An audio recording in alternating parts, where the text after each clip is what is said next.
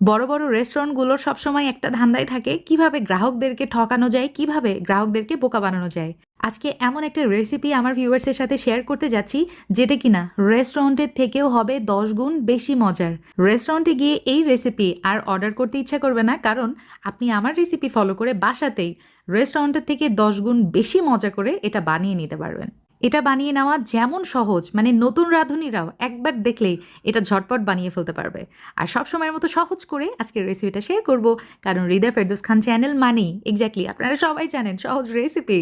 প্রথমে নিয়েছি বাটার ১ টা চামচ, সাথে ২ টা পেঁয়াজ নিয়েছি, মিডিয়াম সাইজের ২ টা পেঁয়াজ, সাথে রসুন ব্যবহার করেছি হচ্ছে ১ টেবিল চামচ, আর আদা দিয়েছি ২ টা টুকরা। আর একটা মিডিয়াম সাইজ টমেটো আমি ৪ ভাগ করে এখানে দিয়ে দিলাম। ১ চা চামচ গোলমরিচ, আস্ত গোলমরিচ। কিছু সময় চুলাতে ভেজে নিব। যখন একটু কালারগুলা চেঞ্জ হবে এই সব কিছুর, তখন আমি চুলা থেকে উঠিয়ে, মানে চুলার জাল অফ করে একটু ঠান্ডা হয়ে গেছে যখন, তখন ব্লেন্ডার জারে নিয়ে সুন্দরভাবে ব্লেন্ড করে নিয়েছি। এখন সেম প্যানের মধ্যে আমি ১ টেবিল চামচ তেল ব্যবহার করেছি, কুকিং অয়েল। ১ কাপ পরিমাণ ব্যবহার করেছি মুরগির মাংস, আর এভাবে একটু বড় চাঙ্ক রাখলে আমার খেতে ভাল লাগে স্পেশালি, এজন্য আমি রেখেছি। যখন মাংসের কালারটা একটু চেঞ্জ হয়ে আসছে, এই পর্যায়ে আমি ওই যে পেস্ট করে রাখা টমেটো পিউরিটা দিয়ে দিলাম। সাথে ব্যবহার করেছি ওই যে ব্লেন্ডার ধোয়া ৪ টেবিল চামচ পানি। ১ চা চামচ লবণ দিয়ে দিলাম। তার সাথে বারবিকিউ সস ব্যবহার করেছি ২ চা চামচ, সয়া সস ২ চা চামচ, আরও লাগছে আমার হচ্ছে অরিগ্যানো। অরিগ্যানো দিলে নাইস একটা ফ্লেভার অ্যাড হয়। আর লাল মরিচের গুঁড়া ব্যবহার করেছি 1/2 চা চামচ।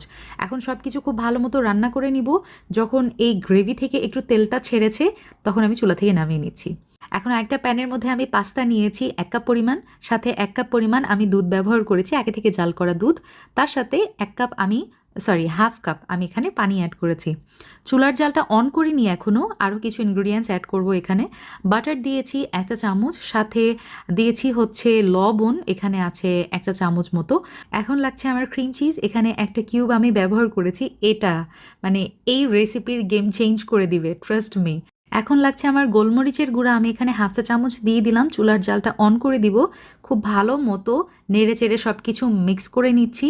লাস্ট বারের মতো এই পর্যায়ে আমি ঢাকা দিয়ে দিব। ঠিক আছে?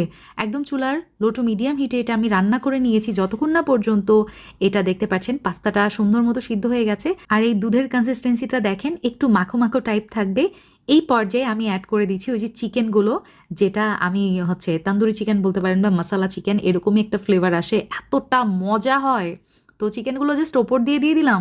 আর ব্যবহার করেছি হচ্ছে মজরেলা চিজ, তার সাথে অরিগ্যানো এবং চিলি ফ্লেক্স দিয়ে কাভার করে আমি ১০ মিনিটের জন্য একদম চুলা লো আঁচে রান্না করে নিয়েছি। আলহামদুলিল্লাহ, দি ওয়ার্ল্ড বেস্ট পাস্তা একদম রেডি। চিকেন পাস্তা এভাবে রান্না